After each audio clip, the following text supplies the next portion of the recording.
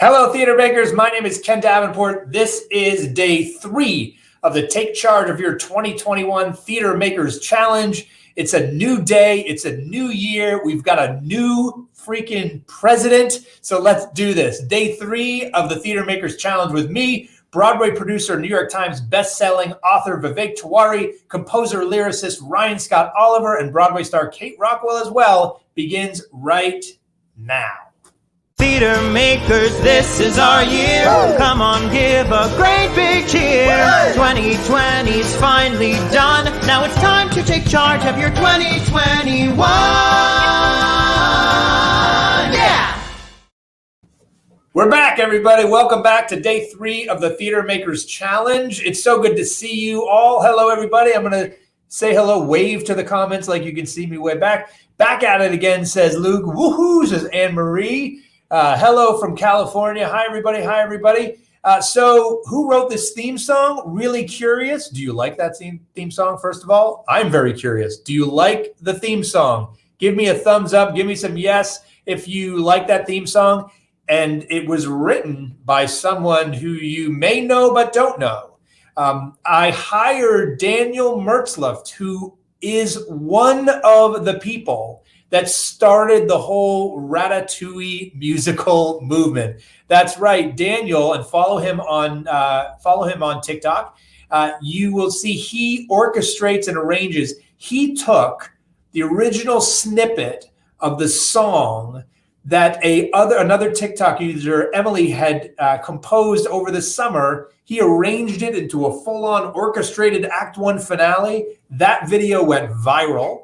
Started the whole Ratatouille movement. So I reached out to him and he wrote our theme song. And I will spoil this right now. He's going to make a surprise appearance on this live stream over the next couple days. So he will be on the challenge in the next couple days. I'm not going to tell you exactly when. He will be here and he's going to give you a tip about, yep, that's right, how to make something go viral on TikTok. So tune in. Once again, just look what happens. So Daniel throws something out there into the TikTok universe, adds his very, very special and very, very unique talent, spins it, and the next thing you know, he starts a whole musical revolution, right? I reach out to him and say, your stuff is great. Can we work together? And in the meantime, I'd like to hire you to do this theme song. That's how it works when you start putting your stuff out there in the world. So he's going to give us a tip about that. But that's not today. We got some other folks today. Before we get to that, we had some other big news today. How about that inauguration, everybody? What do you think? What do we think? Give the inauguration some reviews. Let's see. Pretend you are Ben Brantley or whoever is going to be the chief drama critic next. Pretend you are the drama critic of the New York Times. Rate the review. Rate the inauguration. Review the inauguration. That's what I meant to say.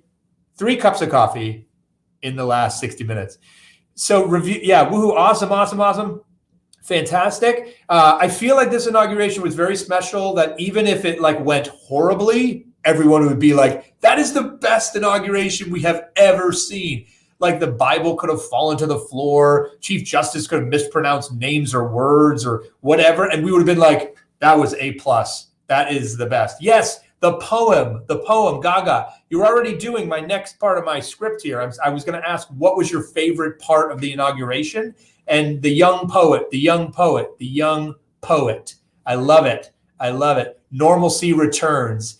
Yeah, it's amazing. What a day. We're going to continue on that great energy here today and continue to make some change. We're going to change your year. You're going to change your trajectory by implementing some of the tips that we've already learned and some of the tips you're going to hear today. Speaking of the stuff you've already learned, I have been overwhelmed by the incredible work that you are all doing in the Facebook group as your homework. It's incredible. Well done.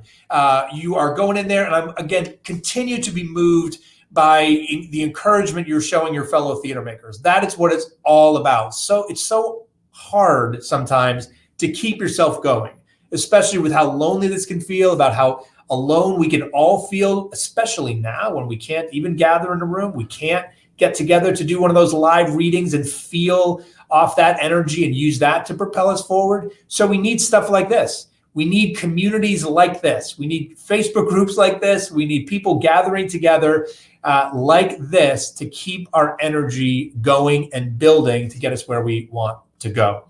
So congratulations on continuing to do that homework. Keep it up. Keep it up. It will make a difference. And now I'm going to give away a prize to the person who completed the homework last night, and we picked one at random. The winner of the headshots with Jeremy Daniel. The headshots with Jeremy Daniel is Nicole Trujillo.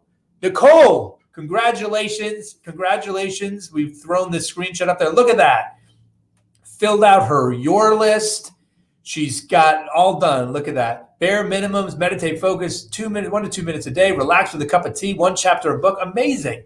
These little things are fantastic and actually have a way of creating a snowball effect in your life. A lot of people think, oh, if I meditate 1 minute a day, what good can that do? You know the theory of compound interest? It works for whatever little task you start doing today.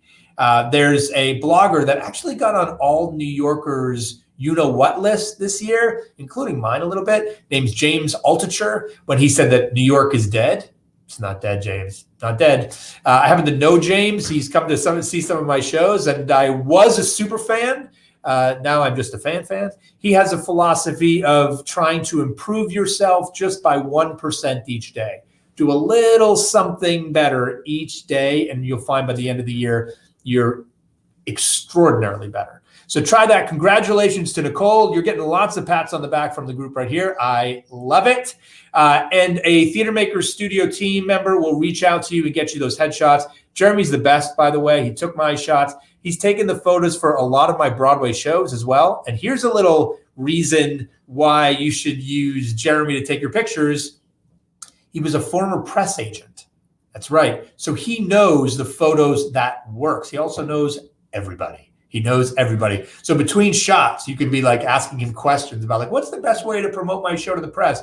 How do I get, you can use that, do that. It works. It works. He's also just one of the best photographers we've got working today. Don't forget, before we get into the tips today, don't forget the Theater Makers Studio. Speaking of fantastic communities of like-minded artists, the Theater Makers Studio is running a free trial offer right now, but only through the 24th of January. Then the free trial disappears. No more. So if you ever thought about joining the Theater Makers Studio, now's the time to do it. It's totally free. You can cancel. Some people are I don't want to cancel. I don't cancel. Just cancel. It's no big deal. Try. A lot of people do this with other things too. Maybe I shouldn't get that jacket, or I shouldn't get that thing. They have a return policy. Get the jacket. See if you like it. If you don't like it, return it. Same thing with the Theater Makers Studio. If it isn't for you, it's no problem. Send an email and cancel. We'd much rather people try and it works, because we know so much of the resources in there work because it's worked for so many people that have come before it. Try it. What's the worst that's going to happen? You have to send an email and say, please cancel. Please cancel. Okay? Give it a shot. Free offer, only valid to the 24th. I think there are a lot of Theater Makers Studio members in the challenge right now. Ask them how it is. Okay? VIP room is getting very busy in there. We're getting very busy. Don't forget, we've got just a few days left of VIP and a few days left for you to send a New York City public school kid to see a Broadway show. We're going to throw the link into the chat if you want to go back there and chat with today's guest, tomorrow's guest, or Friday's guest. You got 3 more days of it. You'll be doing a good thing and sending a kid to see a Broadway show. And there's some great stories back there. There's real, honest, authentic and embarrassing stories being told, including from this guy. So hopefully we will see you there. Go ahead and the team will throw that link into the chat. Kate Rockwell is there too. So Kate Rockwell, she'll answer any question you want. And if you haven't hung out with Kate Rockwell before, take this opportunity to do that. You can hang out with her right now. There she is. Morning, Ken. It's not morning. It's 2 PM. Good afternoon, Ken. Again, I will say what I did. I'll use the same joke. You're an actor, so this is like morning. You're like having brunch now. Exactly. Oh, you know what? I like the idea of us feeling we have brunch. Oh, my dog totally just shoved her way in and crashed our party. So she's also going to join us in the VIP room today. It's the butt shot I could do without. I don't mind dogs on a Zoom or a stream. It's the like, hey, check this out. We're gonna work on that in between here and me joining the VIP room again. I love it. So tell me, what's like been your favorite story or little thing told backstage in the last couple of days? What has someone revealed that they wouldn't reveal on stage? I have to say, listening to Justin Guarini tell the story about his co-star getting frozen in the middle of a monologue in Romeo and Juliet, and working his way through it 3 times and still not being able to get through the monologue. We were talking about fear and like sort of overcoming fear and how to work through things that happen to you that might cause fear. And he told this incredible story on day one about a fellow actor who went into the white room, we call it, in a monologue about Shakespearean monologue, talking about how to like work your way through iambic pentameter, and when you get stuck, like what you do. And it was my worst nightmare as an actor. So. And just for the record, Kate's being so polite. It was Orlando Bloom. Let's just say it. It was Orlando Bloom. It was a coworker, but I feel like though it's important to like, that's a huge star, and he handled it so unbelievably well, and it happens to the best of them out there. I'm everybody. Orlando Bloom fan.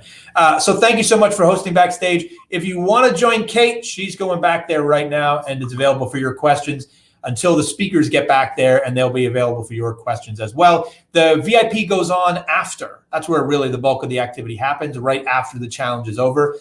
So you can wait and jump back there. If you don't want the dual screen experience, you want to get all the tips in, just jump in after the fact. And again, you will be sending a kid to see a Broadway show through Broadway Bridges and the Situation Project. Okay, we are going to shake things up.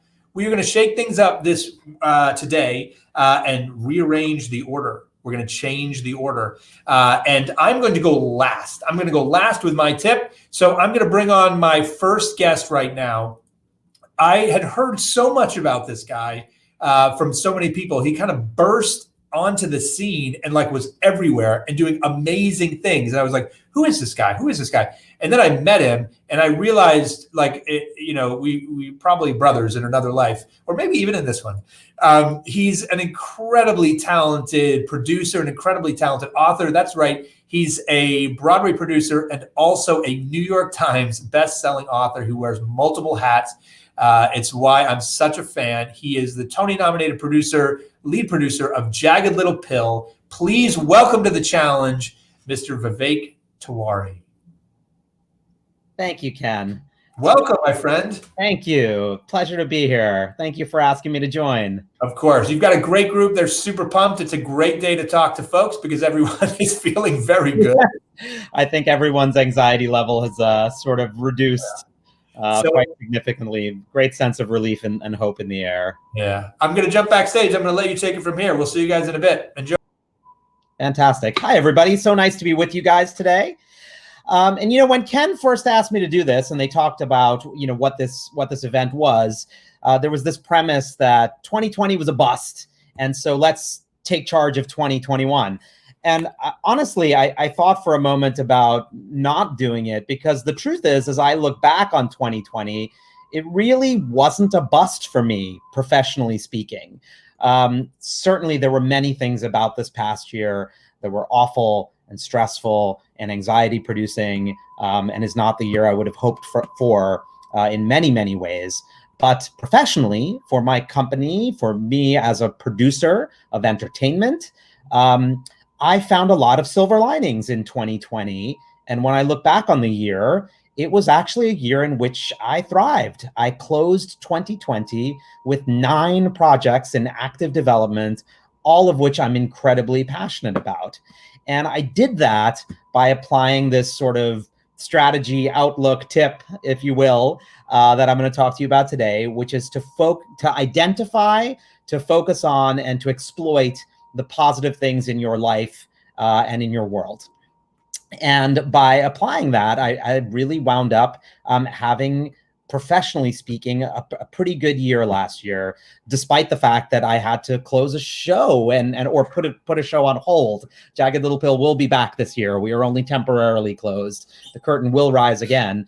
And certainly that was awful. But as I said, by applying this strategy, I wound up looking back on last year and being pretty happy with what we accomplished. And I think this strategy of mine, this sort of identify, focus on, and exploit the positive, really stems from my belief that you do your best work when you love what you do, when you're passionate at what you do, and when what you do just makes you feel positive in the world. And I think as a quick aside, all of this really stems, to give some credit where it's due, from my grandfather, who was an incredible influence on my life. He was a very successful entrepreneur, but didn't do anything in the arts and entertainment businesses, which is why I didn't end up joining the family businesses. But he always told me growing up that you need to do what you love and you need to work for yourself. And I loved the arts and entertainment industries and the arts and entertainment world broadly. Music was always my first love. And so, I applied that in my life and wanting to work for myself, starting my own company, and focus on the things that I love. And I'm really proud to say I'm living that dream and that challenge that my grandfather put in front of me. So now what does that mean exactly? Identify, focus on, and exploit the positive in your life. Probably sounds very self-help guru of me, and not so much a business strategy to apply to producing entertainment. So let's break it down. Let's really talk about it. And what I would like you to do as homework, if you will, or as a daily routine, is first set aside an hour or two someday to have what I call a vision session, to apply this strategy of identifying, focus on, and exploiting the positive to your big picture, to your macro worldview, your bigger life. But then also set aside 5 minutes every day to see how you can employ this strategy to the micro, to the actual, just the day ahead of you. Open up your calendar, see what you have to do that day. Or if you have a free day, think about it and how you're going to spend your time, and see how you can apply your strategy to that. So let me walk you through my journey last year, how I applied this strategy to this awful pandemic year that we had, and how I wound up in a place where I can literally say that my professional life thrived over the year. So first of all, after we had to close down temporarily Jagged Little Pill, after we had to put it on intermission, as we like to describe it, I found myself with a lot of time to think. So that's where I started by saying, okay, let me think about identifying what it is that I love, what it is that I love in my personal life, and what it is that I love in my professional life. What am I really genuinely passionate about when I cut to the core of it? And in my personal life, I realized that I just love being with my family. I love spending time with my kids, my wife, and my dog. And that's when I'm feeling the most positive about myself personally, is when I've making time for quality time with my family. And in my professional life, what I most enjoy is collaborating with musicians and composers. I love talking to bands and composers and artists. And that's when I'm feeling my most positive, is when I'm getting to interact with some of the great people I've worked with, like Alanis Morissette on Jagged Little Pill, with Green Day on American Idiot, with the former Beatles and members of the Beatles camp on this project I'm working on called The Fifth Beatle, based on a graphic novel that I wrote about the Beatles manager, Brian Epstein. I'm adapting that into a television series. And that's when I'm like my happiest professionally, and I'm at my feeling my most positive, is when I'm interacting with those folks. So you can probably see a common thread in that of interactions, of human relationships. Like that's core to what I enjoy doing, is interacting with people, is honoring what I think of as the sanctity of personal relationships, that every relationship in our world is sacred. So that's kind of where I started with this. And then I sort of wanted to hone in on taking those lessons that I learned to identifying, like, really, what is it that I do? My company, TEG, I started it 21 years ago.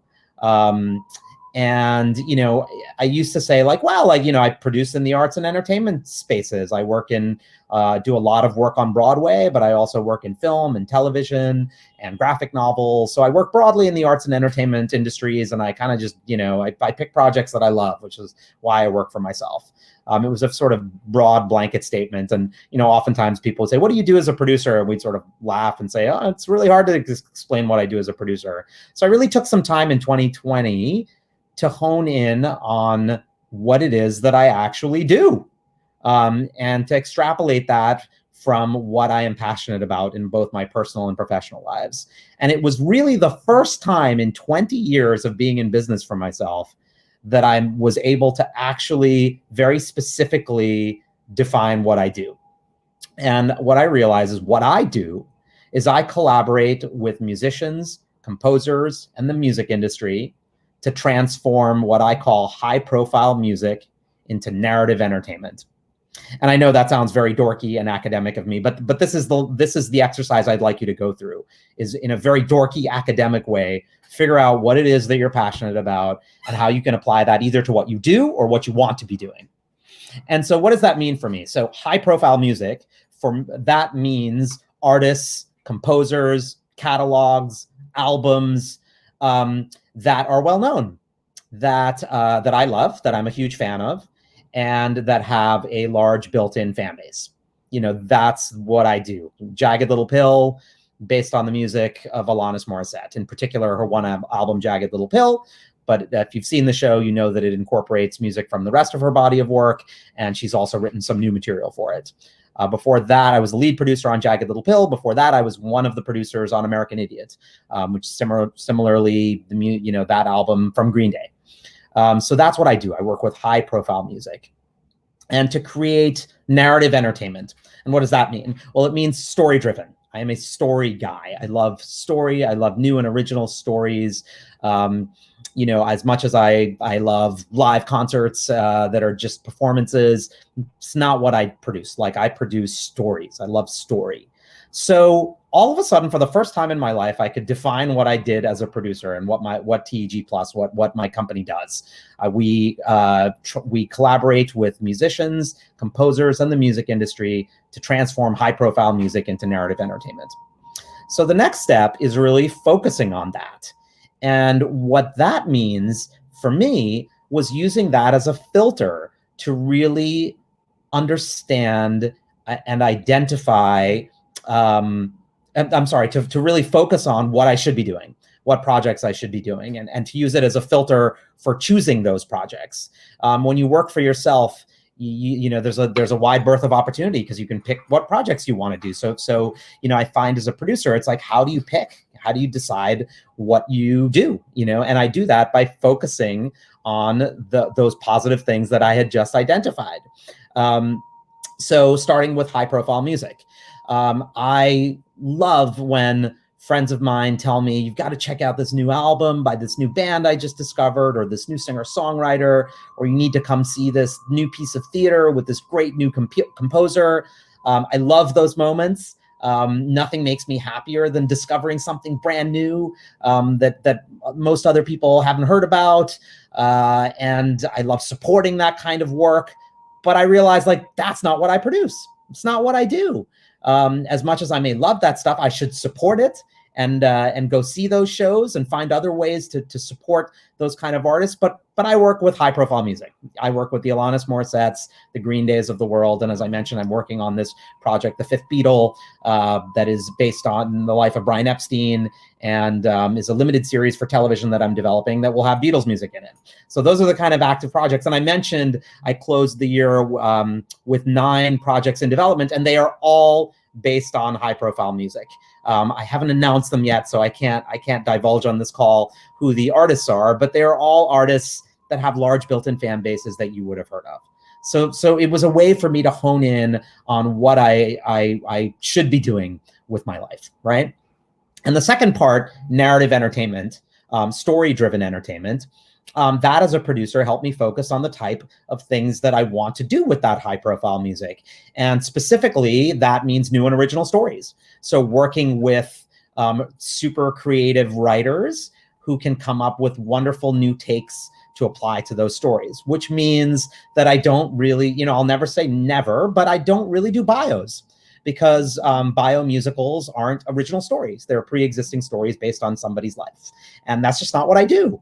I've loved many of them, but it's not what I do. I will take an album like Jagged Little Pill and find a way to pair it with a wonderful writer like Diablo Cody, who really didn't come out of our world. She comes from the television and film world primarily. She's Tony nominated now, so now she's an established Broadway writer. But when I approached her, it was because I just thought she was a fantastic writer, having created things like the film Juno and United States of Tara and television. I believe that she could do anything and would come up with a great take on a story for Jagged Little Pill.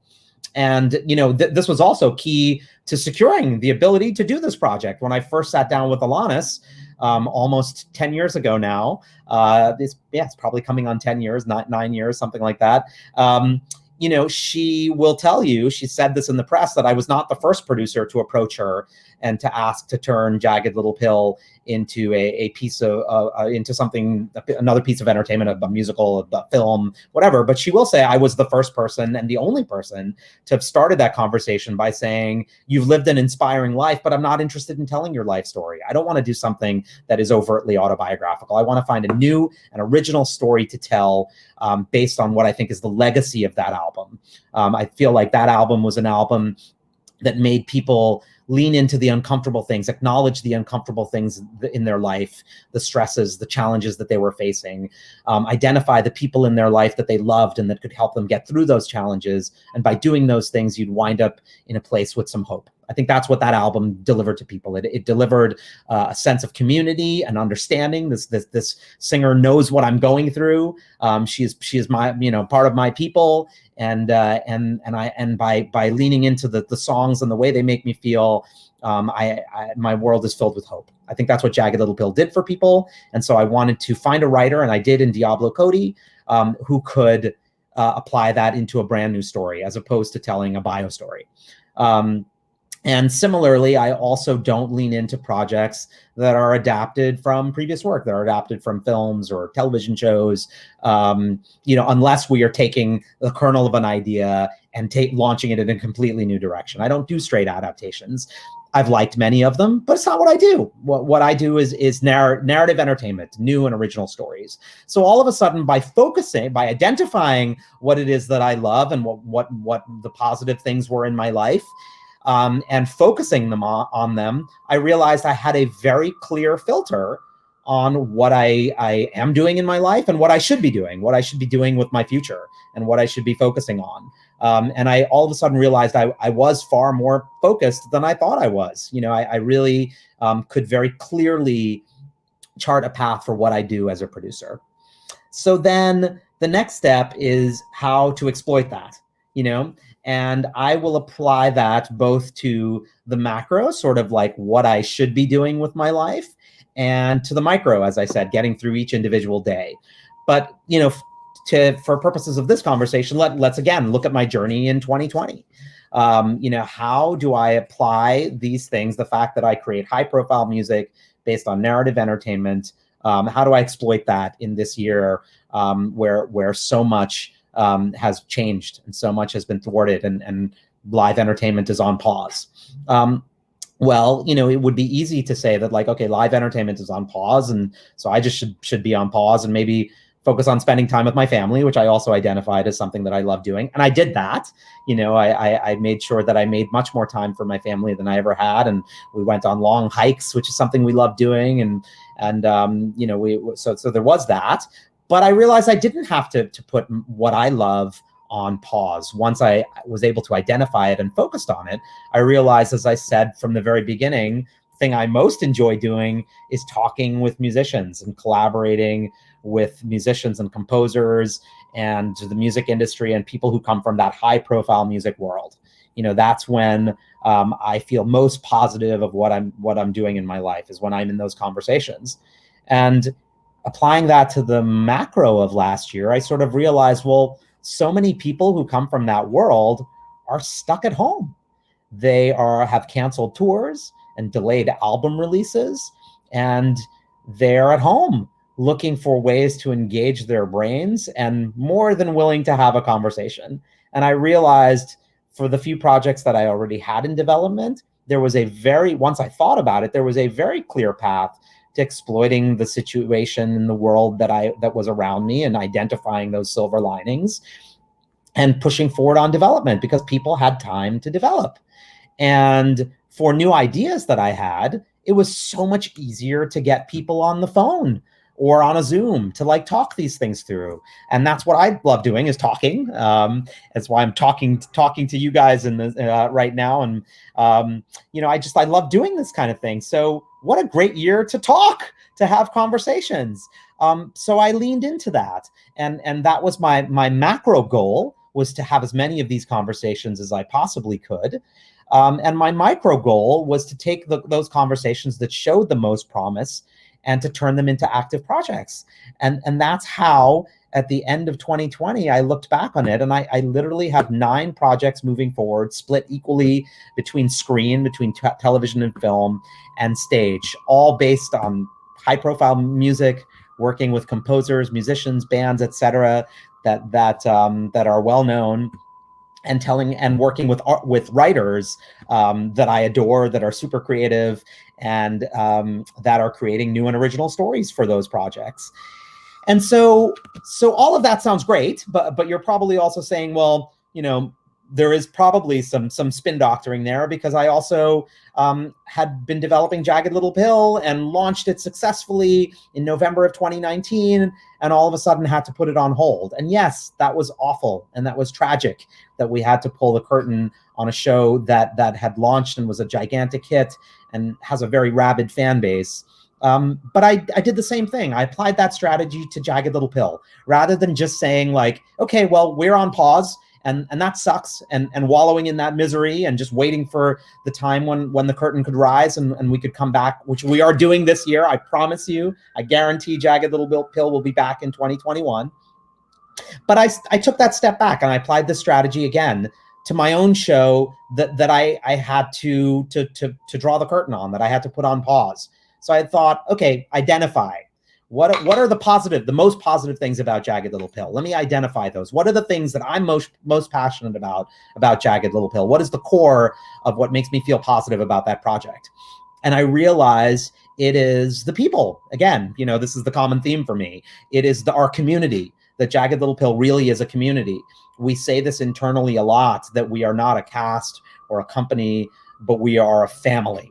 And that family extends to everyone who's involved in the project, our co-producers, our investors, our agents, our attorneys, and our fans. Our fans are a huge part of that extended family. So that's the thing that's most positive about Jagged Little Pill, is we have a vibrant family who love this show, who love this material, who really care about the core of what we are doing. That was the identification process. So then focusing on that. So, okay, what does it mean to have a family? Well, family is an unbreakable bond, right? You may be angry at your siblings or at your parents, but your family, right? They will always be your siblings and always be your parents, for better or worse, right? You can't break the bonds of blood. Family sticks together. And when a family is working, no matter how dysfunctional it is, families support each other and they stand by each other in the darkest of times. So I was going to focus on that in these dark times, when our show on stage had to be put on pause.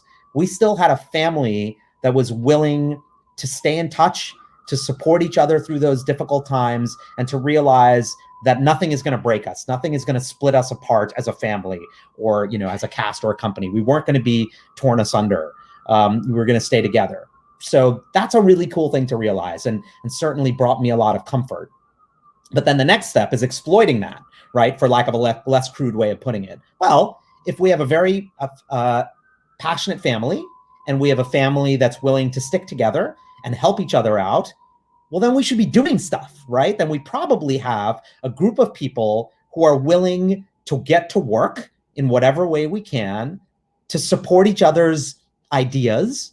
So let's brainstorm. Let's find some ideas. Let's find some things to do with that family. Let's not just wait until the world and safety protocols and the government tell us that the curtain can rise again. Let's do things in the interim. And if you're a fan of Jagged Little Pill, you'll know that we have been incredibly active. Like, of course, I would have preferred to have had the show running throughout last year. Of course. That would have been my preferred scenario, would to have had the curtain never fall. But that was out of my control, right? So what was in my control was, what can we do with it? How can we focus on the positive, identify the positive first, then focus on it, and then exploit it? And we did. We put out a coffee table book that involved the participation of virtually everyone in our team, and also has an audio component that's really cool and has audio recordings by many of our principal actors. We produced and executed 3 live stream events very early in the shutdown and in the early days of the pandemic here in the country. We did a big benefit for the Actors Fund with Alanis Morissette. We also then, several months later, did a reception and a fundraiser for the Biden-Harris campaign. We wore our political feelings on our sleeves and we are very happy about the inauguration today. And we did a formal event for Biden-Harris that we were very, very proud of.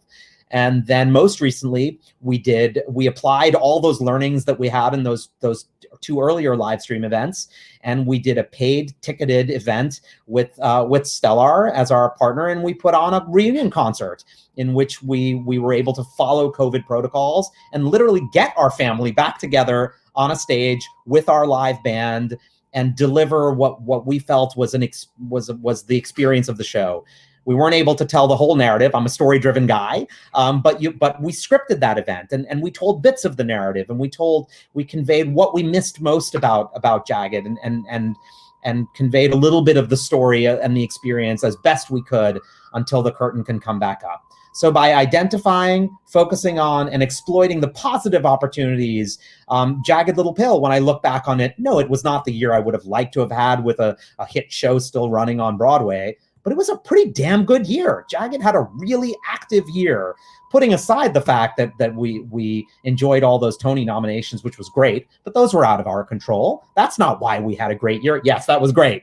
And I was very, very proud of that, and proud that they recognized so many people, our entire team. But the reason that Jagged had a great year is because we focused on what we were good at, what we most cared about, and we found ways to exploit it and to keep our fans active and part of our community, and our cast and company and band as busy as we possibly could. So by using this strategy of identifying, focusing on, and exploiting the positive things, the positive opportunities, the positive worldview that surrounds you, I guarantee you will find ways to push forward in a macro way and be happy in what you do, and in a micro way in getting through each individual day and finding a way to look back even on what might appear to be the darkest of years, like a pandemic year of 2020, and find a way to thrive. So that's what I've got for you. Love to keep in touch with any of you out there. I know there's a VIP room, and and looking forward to that in a few moments. But stay in touch with me. I'm on Facebook. I'm on Twitter at Vivek J. Tiwary. My company website is Tiwaryent, TIWARYENT.com. You can find links to all the Facebook pages and the Twitter accounts. And I'd love to stay in touch and help you achieve your goals, and help you figure out what it is that you are feeling most positive about, how you can focus on that and narrow in on that to find definitively turn it into action steps, exploit it, and thrive in the future. So join me in taking 2021 to brave and bold new heights. Thank you. I love it. I love it. Thank you so much. There's so much inspiring gold in that. I love it. I love it. I love it. I have so many questions. I know you've got a meeting, so I'm going to let you jump back into the backstage VIP room. Okay. Answer any questions back there. So thank you so much, my friend. And this was incredible. Lots of Jagged Little Pill fans out there, and lots of fans like Vivek. That was Kate Rockwell, by the way, that noise. Chiming in because she was welcoming Vivek to the VIP, where you can go and ask him any questions you have. By the way, I don't know if anyone caught it. That was a Broadway producer saying, if you'd like to get in touch with me, I'd love to connect with you. That's the Broadway producer of the future, my friends. That's the Broadway producer of the future. I love it. I love it. So much in that I just registered with me as well. What I love about the vision strategy and then coming up with that giant, like, oh, I'm just going to throw all sorts of ideas out there every week, but then filtering it. And the way that I try to think of it as like, you know, how Google has an algorithm where like, if you type something into Google, like, oh, take charge of your 2021 Theater Makers Challenge, Google is going to spit through, like churn it through the algorithm and spit out the results that it believes is most relevant to what you put in, right? So I like to think of myself as having an algorithm. So it's people throw ideas at me all the time. I've been getting ideas just from your comments. People throw ideas at me all the time. I read stuff, I get ideas. I watch stuff, I get ideas. I get ideas from my 2-year-old. I get them everywhere, right? That's what we do. And I'm sure you're the same way, right? You get lots of ideas. The challenge is we don't have time to execute all these ideas, nor should we execute all these ideas, because some of them may be great ideas. I've had some great ideas that I should not spend any time on, but I did. And it actually ended up being a waste of my time. I may have had some fun with it or whatever, but I should have been focusing on other things, right? Because time is precious, time is limited. If you set this filtering process that Vivek talked about, or again, like the Google algorithm, set up the type of projects that you're interested in doing. Like he does so clearly, it's so clear. So if he gets attracted to a musical or a play, it's like, nope, that's not what I do. I do these types of musicals. And in these types of musicals, I only do these types of musicals. And in this type of musical, I only want to work with these types. It's just natural. So when you get ideas, it's a very quick, boop, boop, beep, boop, bop, bop, beep, boop, bop. Do it, don't do it. Or pursue it further, at least, or don't do it. There have been so many unbelievably successful people out there who have said that true success is about saying no. And when you set up this filtering process like Vivek has talked about and set up and has obviously worked very well for him because he's been able to produce these amazing shows, write best-selling books, do all the things that he does because he has an algorithm that keeps him focused and saves him time. So he's in the VIP room right now. If you'd like to go back there and ask him some questions, he will do that. Jump back quickly. I know he has a meeting, and you'll be sending a kid to see a Broadway show. I am going to waste no time and get to my next guest, a fantastic talent and an unbelievably inspiring entrepreneur, as I call him. Jonathan Larson Award winner, Richard Rogers Award winner. He's won like every award for merging and up-and-coming musical theater writers, of which he's not one anymore because he has arrived. His shows have done all over the world. He's the founder of an organization called Actor Therapy with Tony Award winner Lindsay Mendez. Please welcome to the challenge, Mr. Ryan Scott Oliver, or RSO, as we call him. Thank you, Ken. I love being here. I love talking to this crew. So my tip, everybody, it's called the writer's block vaccine. Yeah, vaccine. We're all looking for a vaccine these days. And here's another one. So confession, I really never get writer's block. And it's not because I'm special. I promise you. It's that I don't start working until I arrive at what we call idea saturation, where the sponge of my creativity is so full of ideas that I have to start writing, right? I have to wring it out because it can't hold any more ideas, right? So the idea of sitting at my desk and being like, what shall I write today? Sort of never occurs to me because the backlog of ideas is there. And so I'm going to talk to you all about how to get to that spot. And this also, I want to say, works for actors who might be preparing for a scene, for writers of songs, of plays, of screenplays, of musicals, for anyone who's creating something and who is in a position to make. Okay, so let's talk about the 3 sources of inspiration, right? The 3 sources are experience, which is what you know, imagination, which is what you dream, and research, which is what you learn. Amateurs write only from experience because they tend to be younger sometimes. And because this can be symptomatic of maybe not thinking outside of the box, they tend to write derivative, everything sounds the same kind of work. You know what I'm talking about. Dreamers, we love dreamers, but they write only from imagination and their ideas are fresh and they are stimulating, but they seem to be maybe a little detached from reality. Academics write only from research and everything feels so real and so truthful and powerful and honest, yet it can lack style and perspective. And professionals write from all three: experience, imagination, and research. Without generalizing too much, musical theater folks tend to be on the more unacademic side and thrive creating things from experience and from their imagination. And if you really think about that, most of the time, especially early career creatives and musical theater writers tend to focus on those things, which is why so much musical theater is just like from the heart and so beautiful and so incredible. But the thing they're missing, and having taught musical theater writing and theater writing for 8 years, I have found time and time again, the thing that is absent from a lot of this new work is research. And if that word makes you want to fall asleep right at your computer, I totally get it, but hear me out, because I promise you research can actually be the most fun part of the process. Because even like autobiographical musicals like Passing Strange and A Strange Loop, which are written largely from experience, anyone who's seen them can feel the writer's imagination, right? And can feel a sense of research, a sense of larger context than the singular experience of the creative person. All right, so let's talk about step one.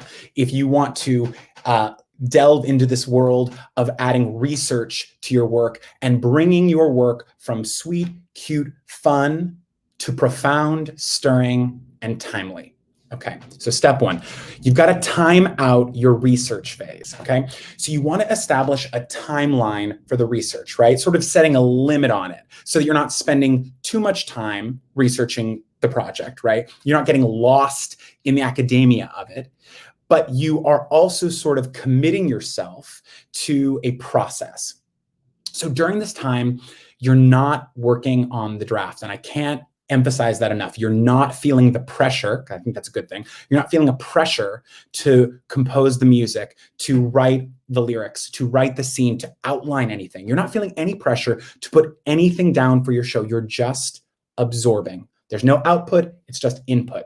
Okay. So as a rule of thumb, I suggest setting aside a research period that is about half as long as you think you're going to devote to writing the project. So let's just say you're doing a play and you think that you are going to write it, you could write it in 4 months, knowing yourself the way you know yourself. Then I would say you want to spend no less than 2 months researching. And when I'm talking about timeline, I'm really referring to people that are able to commit 15 to 25 hours a week to writing or to creating something, right? People who are in a place in their lives to devote. But even if you can only give 3 hours a week and you think at that pace, it's going to take you a year to write your piece, then I would say 6 months of research, which sounds like a lot, but that is what I do for every single musical, because I usually give myself a year to write it, and I try to do 6 months of research, and I love it. Okay, step 2. Break your project down into tags, okay? Tags in the sense of like, kind of like hashtags, things that, nouns and verbs, ideas and phrases that are evoked by the project as a whole, like either things that it is directly, right? Like the time that it takes place in, the place that it takes place in, the genre of the piece, or things that are on the outside of it, things that also by an author that you go, like, this author completely represents what this piece is, and I'm going to check out all the other things they've written, even if they don't directly affect this. Let's take Sweeney Todd for an example. So let's say Sondheim was going to begin his research, and he did a ton of research. If you've ever read Stephen Banfield's book, Sondheim's Broadway Musicals, it's like rife with like all of Sondheim's work and all that he put into it. So let's just say he was going to research, create some tags for Sweeney Todd. He might make the following tags, things like sort of subjects that he's going to check out: Victorian London, shaving and barbers, class structures and tensions, operetta, dark modern opera, a lot of Benjamin Britten in that, revenge story, melodrama, meat pies, cannibalism, corruption in the law and police force, and conventions of horror, just to name the things that came to my mind that I wrote down in my notes, right? So now we have tags. We know what we're looking up. We know what we're checking out. Step 3, you got to select your resources, right? It's kind of like shopping, but some of these things are free and some of these things you already have, and some of these things are on Netflix. And some of them you might buy used on Amazon. We're talking about books, fiction and nonfiction. We're talking about plays. We're talking about music, but we're not talking about, that could be musical theater. That could be opera, that could be pop, that could be rock, that could be folk, that could be instrumental music, right? It's the whole gamut, regardless. And again, I want to just emphasize this, regardless of the specifics of your piece, feel free to be adjacent to the thing that you're doing, because that can actually create a fusion in your work that makes it unlike something anyone has seen before. Visual art, speeches, TED Talks, movies, of course, TV shows, poetry and documentaries. Pull from as many of these resources as possible. And I can't say that enough. So if we use Sweeney Todd as an example, we might look at a documentary about melodrama, or poems written by someone who lived in Victorian London, a how-to guide to professional shaving, a cookbook on meat pies, Stravinsky's greatest symphonies, Benjamin Britten operas, 3 plays written in the 1700s, 1800s, and 1900s to really kind of get a sense of time, about revenge. 5 films set in London, any genre, 4 horror films, regardless of time and place. You can kind of see how this list, we might be able to take little things here and there from each of these items, right, to curate into our ideas. As a rule of thumb, I would choose at least 1 resource in every category, right? So make sure you've picked up some poetry, right? Make sure you've checked out some documentaries. Make sure you've checked out some classical music, But it's okay in your favorite mediums, the things that you enjoy most, right? So let's just say you love to listen to music. Let's just say you love seeing films, to have more than a couple resources, right? It's okay if you end up with 5 films, right? As a rule of thumb, beyond that, getting 1 from each thing, you definitely want to have between 10 and 15 resources to fill your research.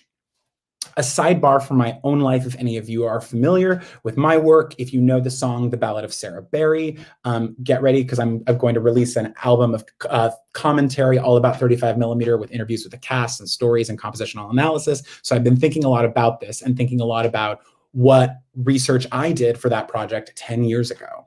And like, as an example, if you're familiar with that song, The Ballad of Sarah Berry, I used Lady Gaga, ABBA, Edward Gorey, Stephen King's Carrie, slasher films, Mean Girls, the Carmina Burana, just to name a few things, right? And those sources are all over the place, and yet they all made their way a little bit here and there into that song. Step 4, schedule your research. And especially, I think a lot of people who come and take classes like these and seminars like these are probably really good schedule people. So plot this list out over your to-do list or your calendar, or whatever it is, where you're saying, not only are you setting aside time to do your research, and this is the exact same kind of time, that you would be giving to your writing. And you want to touch all your resources. Step 5, research away, right? So now that you've made a calendar, right? You've made your calendar, you've made your plan. Now it's time to do it, right? So now watch the things, read the things, listen to the things, but take notes. I strongly recommend using notebook paper. I have some like right over here, right? Just notes of my own that I take. I love the feeling of my hand on a pen on a piece of paper in front of me. Typing starts to feel like it's final. And that's like exactly the opposite of what this is. And as you're watching and listening and reading, you're noting everything that comes to your mind. Interesting facts, words you love, techniques. You're jotting down the shape or the outline of action, or you're going like, oh, that's an interesting way to do that, right? And as you're doing that, that's my dog, my little demon dog, screaming in the background. Pause as you read, watch, and listen. If you're like, oh, I have an idea, or I have to spend some time thinking about that. And what's amazing is the things that surprise you is where the real gold is, because that's where you're basically expanding your experience and coming up with new things to dream. That's how the research is going to feed into your larger evolution as a creative person. Okay. And if you get an idea that you're like, wait, this could be a line of a lyric, right? You're not committing to it. You're not starting the draft, but you're like, that inspires me. You have sort of a nugget of an idea for your actual piece. Step 6. There are 7 steps, by the way. Step 6, you're finalizing the research phase, right? So as you come to the end of your research phase, you have to get organized, right? So that's also why I love the loose leaf paper, so that I then take it and I put it all kind of where it goes once I start to realize, oh, this is going to be for that character.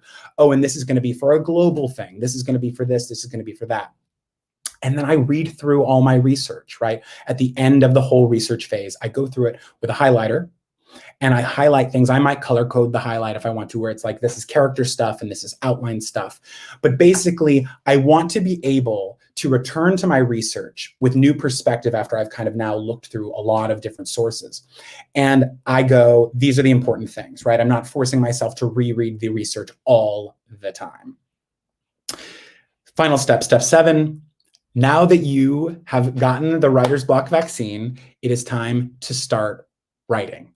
And I always give myself, the first day that I work on a song or a scene or whatever is a day of sketching, where I'm using my research, right? I'm collecting the pieces of the research that applies to this particular song or this particular scene or whatever. I'm of the wealth of research I've accrued for the entire musical or play or whatever. This moment or this scene, I'm going, these are the things that matter for this particular thing. And then hopefully at this point, I've achieved idea saturation, where I'm like, I have so many things I want to do and say in this, right? There's no time to have writer's block, right? Because there's so many things sitting in front of me. So all those 7 steps. Take action today. Here's your action item for today. I want you to, I'm hoping that you have something in your mind that is a project that you're working on, right?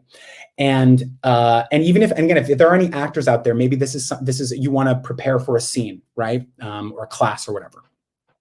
Today, choose 3 pieces of research for this project, right? In 3 separate mediums, maybe a film, maybe a book, maybe a piece of music, okay?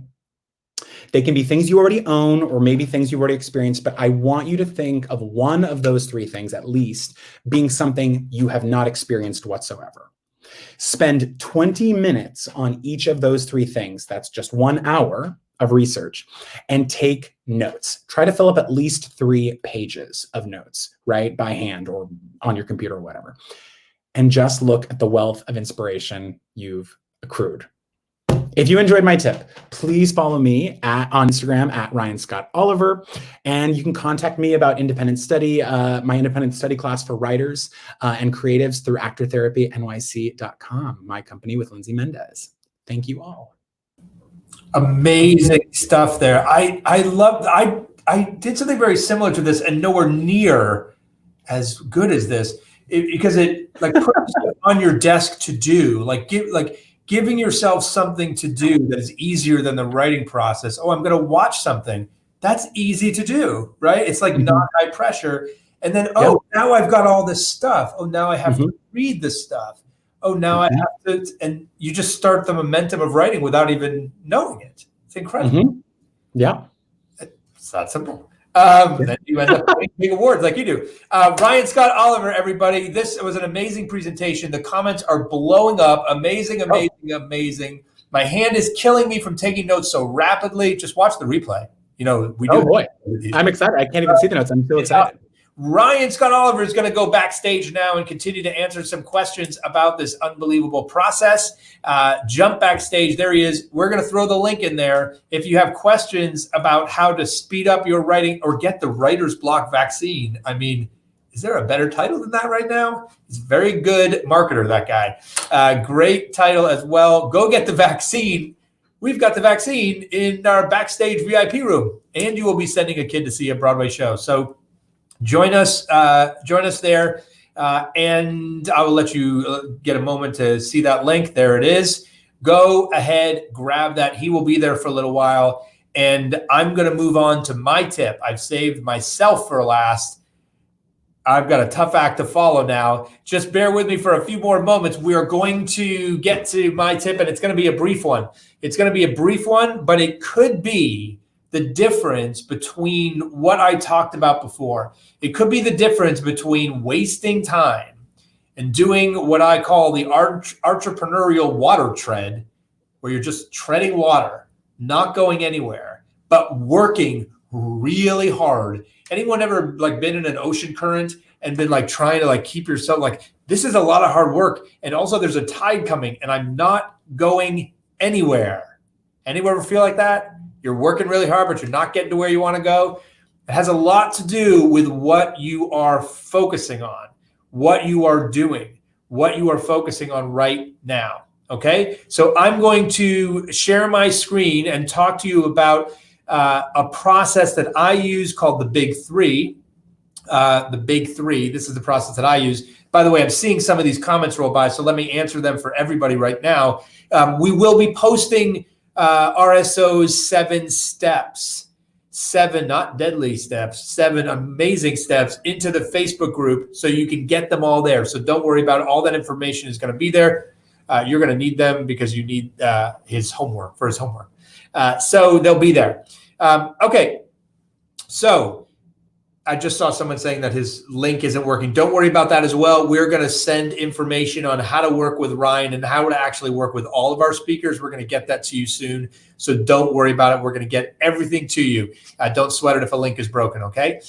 So here's something I struggle with. As I teased you before, I struggle with coming up with an idea that I know is good, that I like, and then I struggle with executing that idea. Actually, that's the execution isn't the struggle. The fact is that I execute a lot of ideas I shouldn't.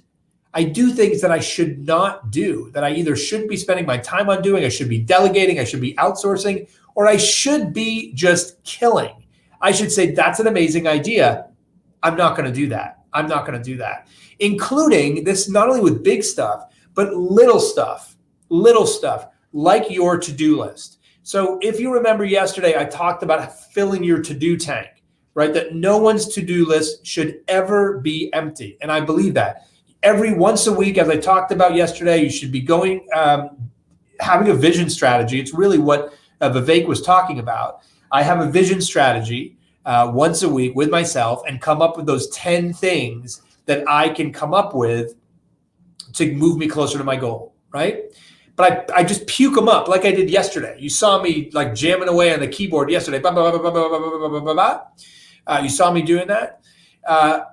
That's just purging a lot of thoughts. And some of those things may not be good ideas. So this is the process that I use. And I'll be honest, I'm not good at this. It's hard for me. I'm just like you guys. This is hard stuff. And I battle with this particular process every day. And I'll explain why in a minute. But I battle with this all the time. So I'm doing this. I chose this presentation very specifically. So by putting it out there, I'll admit that I kind of suck at this. I'm going to get better. I'm taking charge of my 2021 as well. 3 steps of the Big Three, which is all about focusing. And as someone just said, their goal for 2021, focus is my main focus for 2021. Deciding what you should do first. You have a big, long to-do list now, right? Epically long, because every week you're throwing 10 things in each area of your life that you want to do to get you closer to the goals. Which one do you do first? Here is the process. Number 1, looking over to my other screen now, get out your to-do list. That's right. Get out your to-do list. Pull it up on your screen. If you're using Toodle-Do, if you're using Remember the Milk, see, remembered, or you're using To-Do List or TickTick or any of the other ones, get it out. It should have a lot of stuff on it, okay? A lot of stuff on it. Number 2, identify The 3 things, and only 3 things, the big 3, if you will, that will have the biggest impacts on your goals if you complete them. Okay? Very simple. Look at it, highlight them, bold them, copy and paste them, and put them in another document called your big 3, whatever it is. And you can spend a little time on this because often it's like, oh, which one? But the important part of this sentence and this step is the biggest impact. Things that if you finish will springboard you forward, not step you forward, springboard you forward. Okay? Identify those 3 things. Next step, do those things first. That's it. That's it. That's all you have to do. Come up with those 3 things, and then at the beginning of the day tomorrow, do those first. Do not touch the other stuff until those 3 things are done. That's it. Now, because what we find ourselves doing, and this is what I was talking about when we have these long to-do lists, here's what happens. A lot of us will do the easy stuff first. Oh, I'll just get that out of the way. Oh, while I'm doing that one, I'll just get that out of the way too. Oh, it's so easy. I'll just send that email. I get that out of the way. I won't work on my great American novel. I won't work on my musical. I won't work on this. I won't write because writing is hard, although it's much easier now that RSO has taught us this process.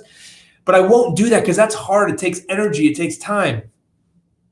Do those first. Here's what I do. I literally make 2 to-do lists. I have my big, epic, long junk drawer of to-do lists. I prioritize that a little bit. And then I take the big 3 and I put them all by themselves. And I will print out that sheet of paper. Put that right on my desk, right next to my mouse pad of my daughter. Adorable, isn't she? Right there, because the big 3 are not as important as the daughter, but they are ultra important because they are the things that are going to get me to where I want to go, which helps get her where she wants to go, which is probably a very expensive college someday. That's going to help, right? Only focus on the big 3. That's it. That's it. We actually have, where are they? They're in the other room. We have a journal. We can throw a link up to this as well. We have a journal, the Action Journal for Artists. First of all, the first 3 people to say in the comments, the big 3, type the big 3 in the comments right now, the big 3, the big 3, the big 3. First 3 people are going to get a free action journal for us. Go. Theater Maker Studio team, just notate those 3 people, grab them. We're going to send you this action journal. We're going to throw, Tim, you spelled the wrong. Tim spelled the wrong. He was so fast.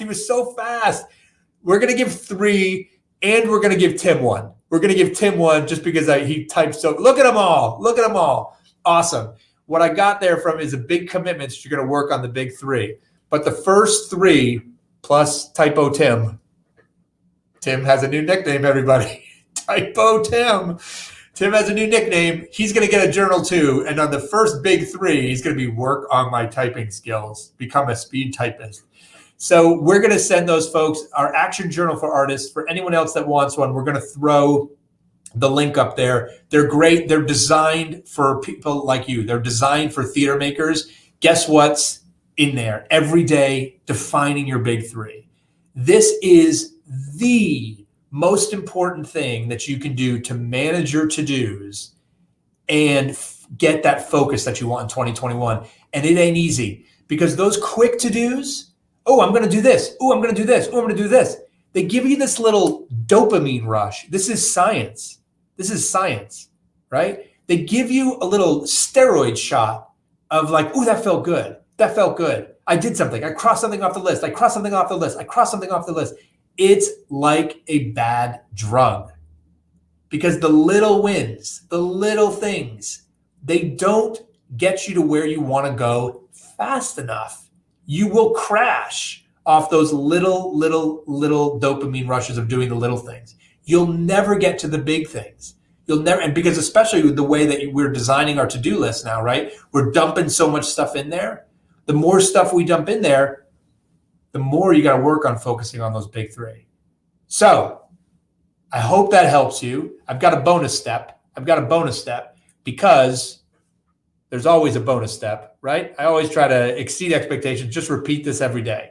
That's it. Look at that to-do. What are my big three for tomorrow? That's it. And by the way, one of those big three, this is for like everyone's big three are different. One of your big three could be the bare minimums that James Snyder talked about, right? One of the big three could be vision strategy. Like whatever that is, it doesn't matter. Whatever is the most important thing for you. And again, the key phrase is that will have the biggest impact on your life, not just your career, not just theater making, on your life, whatever it is. Okay? Apply the big three, and I promise you, you will see results right away. I'm going to stop sharing my screen now as we're going to get back to the recap. We're in the golden hour in my office, as you can see. It's getting very bright here. Happens every day at this hour. One of the reasons why we do the challenge normally at noon. But thank you again for adopting to this new time. I thought it was important that we celebrate the inauguration, as I know, I have a feeling everyone on this call did the same thing. So congratulations to our president and our vice president as well. Congratulations to all of you for completing day 3 of our challenge. We're going to get to our homework right now. Vivek, so I'm going to give you the homework. Vivek, I'm going to give you an option, okay? Have that vision strategy with yourself. Take an hour, take 30 minutes, take whatever it is. Have a big picture vision strategy with yourself, or start your algorithm. Even if you only build the first step of it, what's your filter? I only write musicals. I only write plays. I only do theater. I only do plays, like whatever it is. It can be as broad or as wide as you want. We're going to filter it though. Start to build your algorithm. Have your vision strategy session. They're actually very similar. Because you're going to have this vision strategy and start to build the algorithm, start to build the filter. Okay, that's your homework from Vivek. Ryan Scott Oliver gave you some homework as well. Find 3 pieces of content from 3 different mediums, right? He gave you that piece of homework. I love that strategy. I did this a few weeks ago, and one of my pieces of content was watching The Karate Kid. I mean, what a joy.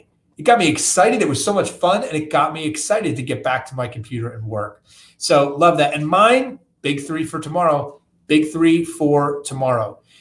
We are going to find out. I actually need to know what the prize is right now. I'm going to go to my producer, Mary, who is going to tell me the prize for tomorrow, because remember, this is how you win the prize. You win the prize by doing the homework, going into the Facebook group under the assignment, posting that you've done the homework, and then, most important part, going and commenting on someone else's homework. 3 steps, the big 3 of the homework, if you will. Do it, post it, comment about someone else's, give them an encouragement, tell them you got your back, tell them you're supporting them, you are rooting them on. Making theater is a marathon. And we need a lot of people on those ropes cheering us on as we go, right? The prize tomorrow is a promotional e-blast with the Streaming Stage Company. This is a blast that goes out to like 65,000 people. So if you've got a show coming up, if you've got a Zoom reading coming up, if you've got a cabaret coming up, whatever it is that you want to talk about within reason, we're going to give you a free promotional e-blast. You can also bank it. If you're not doing anything right now, save it up to when you got a show. We're going to give you this absolutely free. Joanne Dean, I know she's going to have a show coming up. We're going to give you a free e-blast. Promote your show, 65,000 people. That's the winner of today's homework assignment. We will announce that winner tomorrow.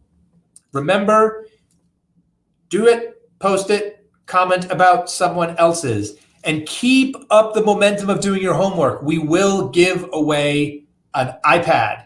We will give away an iPad and a ring light, but you have had to have done the homework every single day.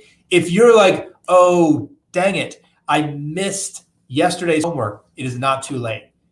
I am not doing a must have it in by tomorrow, giving you that kind of deadline on the homework. Go back and catch up. Go back and catch up, and you will be eligible for the iPad. So go catch up, do the homework, support each other. Support each other. Don't forget to check out the Theater Maker Studio. Again, offering a free month. Put that on your big 3 for tomorrow. You know what? I'm just going to check out the Theater Maker Studio.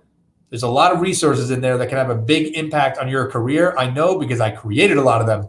And also got some amazing people to create a whole bunch of a whole bunch of Broadway A-listers.